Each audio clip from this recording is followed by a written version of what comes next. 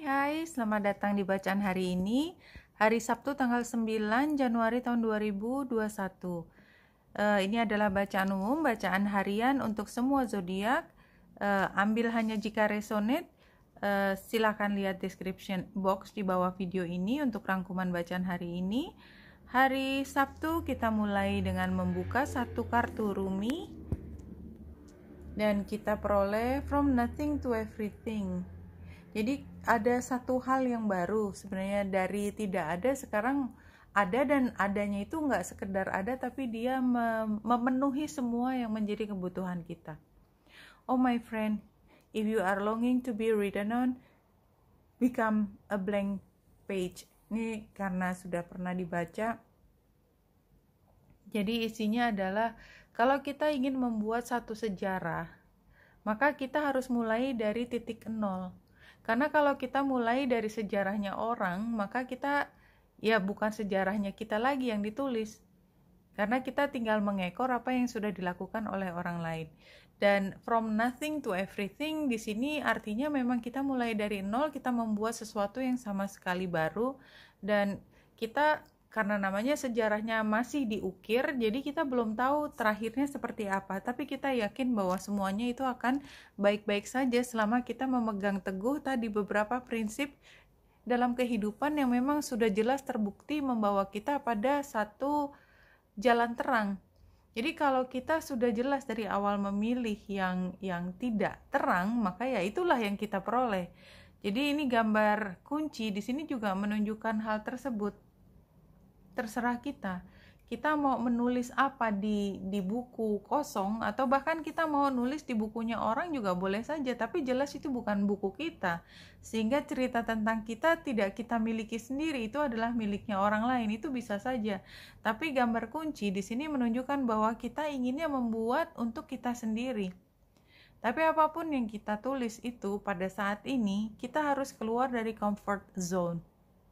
Kita harus keluar dari comfort zone. Kita harus, ya paling nggak gambar ini buat saya menggambarkan kalau kita tidak bisa lagi berada di tempat yang sama.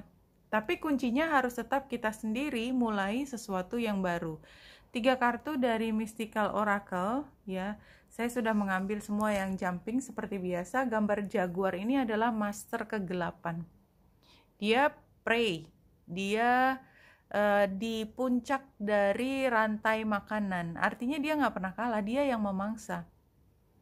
Dia bisa mencium semua yang terjadi di depan tanpa dia harus mendapatkan penerangan, karena dia punya insting di situ.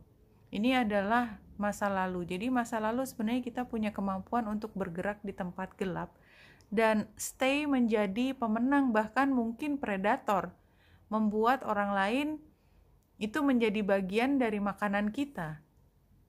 Kemudian corn, ini adalah saat ini. Corn jelas ini adalah salah satu bahan pangan penting. Mungkin di tempat kita tidak banyak yang menggunakan jagung sebagai bahan makanan utama. Tapi tetap saja, inti cerita dari sini adalah prosperity. Dan kita memang dari kemarin bacaannya nggak pernah jauh dari prosperity. Pada saat ini jelas warnanya, kalau dibandingkan jaguar, sekarang kita dalam posisi yang terang.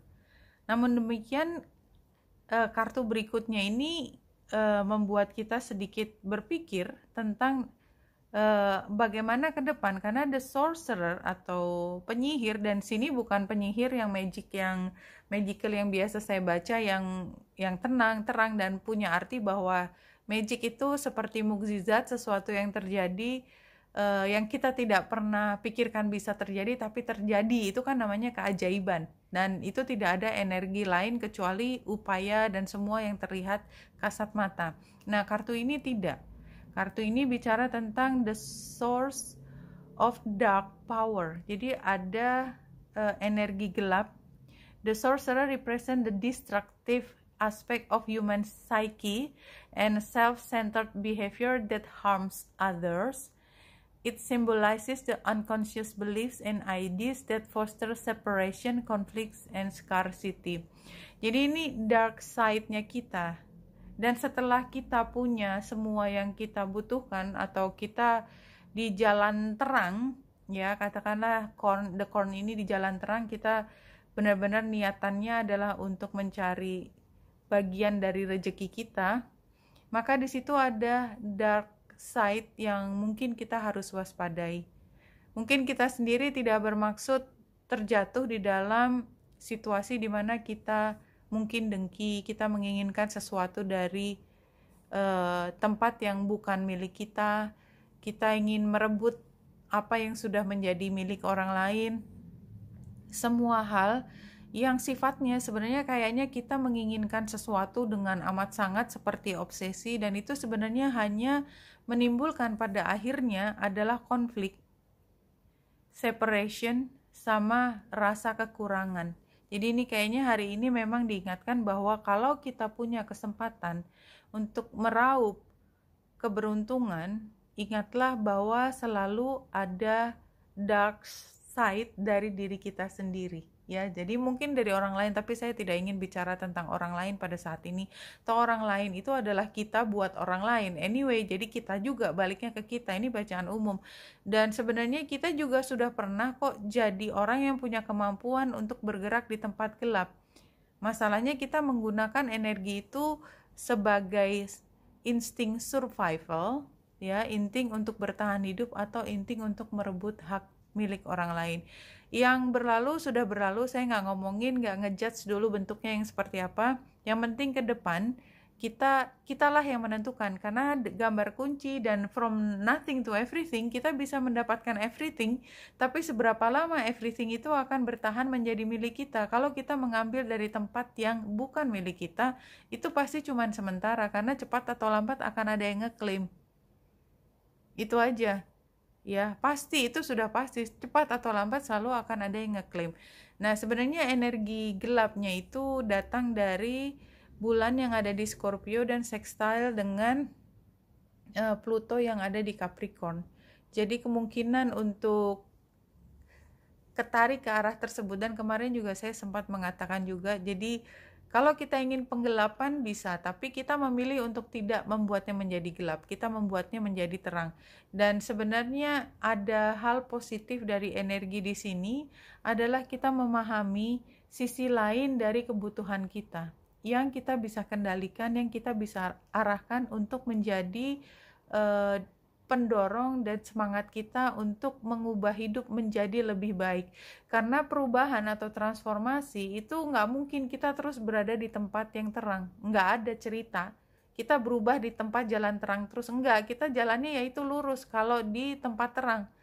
Kalau kita membuat quantum leap, ya, perubahan yang total, yang besar, yang kita nggak tahu arahnya kemana, tapi punya potensi untuk mengarah ke tempat yang jauh lebih baik, itu selalu kita melewati tempat gelap. Dan tempat gelap tidak selalu hal yang buruk. Ini adalah pengalaman kita memahami sisi lain kehidupan kita untuk bisa terbang ke arah yang lebih tinggi. Itu menurut saya. Jadi yang namanya hidup itu nggak ada yang jalan lurus, nggak pernah bisa begitu.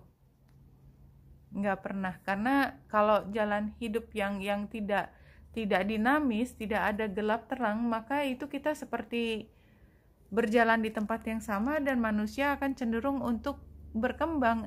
Kita punya insting untuk mencari gelap supaya kita mendapatkan terang yang baru. It's just human. Kalau menurut saya, the word itu adalah kita berhasil menyelesaikan, ya. The word itu biasanya tentang penyelesaian atau tentang kemampuan merangkum semua, karena kalau merangkum semua kan artinya juga implikasinya semua sudah ada di situ, tinggal kita berusaha untuk memberi koneksi satu dengan lainnya. Nah ini jadi situasinya sekarang kita bukan kayak anak kemarin sore yang baru mulai, enggak, ya kita udah dalam posisi yang sebenarnya paham. Cuman memang kita punya kebutuhan pribadi yang begitu khusus, yang mungkin menimbulkan itu tadi, keserakahan. Kalau menurut saya, ya, gambar Queen of Pentacles sebagai tantangan ini, karena posisinya di tantangan, maka ini saya melihat possessiveness, ya, obsesi, kebutuhan untuk menguasai, dan itu tadi kemarin saya bilangnya mendit, ya, ingin mengumpulkan semua untuk diri sendiri, ego yang naik. Nah ini kan sarannya King of Swords. King of Swords itu dia nggak kepengen memiliki semuanya, dia beda, dia bukan dari zodiak tanah ya. Dia energinya adalah ingin melihat semua dengan jelas. Mungkin kadang-kadang dia bicara kasar, tapi dia nggak punya keinginan untuk memiliki sebanyak energi dari Queen of Pentacles. Jadi melihat semua lebih jelas dan lebih mudah untuk kemudian mencari keseimbangan. Ini adalah saran posisinya. Dan kita jangan terlalu, karena King of Cup terbalik, mungkin kita akan merasa rugi dan merasa sedih karena merasa kehilangan, karena kita secara potensi mampu meraup banyak, tetapi kita memilih untuk tidak mengambil atau mengeksploitasi sebesar itu. So teman-teman, kadang-kadang kita dibilang bodoh ketika kita tidak mengambil kesempatan untuk menjadi serakah. Ya, itu pandangan saya. Padahal itu sama sekali tidak benar. Biarkan orang bicara apapun, kita dibilang bodoh karena tidak serakah, tapi kita sebenarnya sedang menabung tempat yang aman dan tidak menjerumuskan kita ke depan. Kalau kita serakah, somehow kita harus bayar juga kan, entah pakai kesehatan kita atau pakai harta kita yang udah ada pada saat itu yang kita tetap harus bayar. Now is the time to release all that is no longer serve you on your chosen path. Iya, dan kita nggak boleh medit pada saat ini. Kita harus fokus pada apa yang paling penting aja, apa yang menjadi utama untuk langkah baru kita. Jadi kalau kita melepas sebagian dari harta kita karena kita tidak bisa bawa ke tempat yang berikut, itu bukan berarti kita sedang merugi ya, somehow. Tapi kita bisa kok, semua manusia punya kemampuan untuk mencari yang terbaik, yang paling menguntungkan buat kita. Tinggal aja yang berfungsi pada saat ini adalah nurani kita. Saya yakin teman-teman di sini punya hati nurani yang begitu kuat, yang nggak usah dibilangin, nggak ada orang yang bisa bilangin itu paham benar, mana